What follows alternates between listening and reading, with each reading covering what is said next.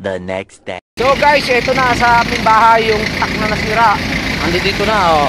Ayan guys, ang update sa truck na tumumba na isang araw. Ayan, nakuha na nila oh. Ayan na guys, nagkasira-sira na ang truck. Oh, ayan.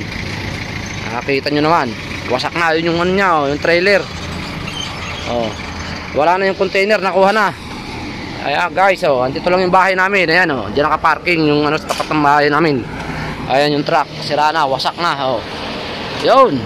Oh, ayan guys, oh. Nakita nyo naman yung update ng truck. Dito lang sa bahay namin. So ayan nga guys, papasok na ako. Ito lang yung bahay namin. Ayan yung truck, nakaparking lang sa amin, sira na. Uwi na kami guys.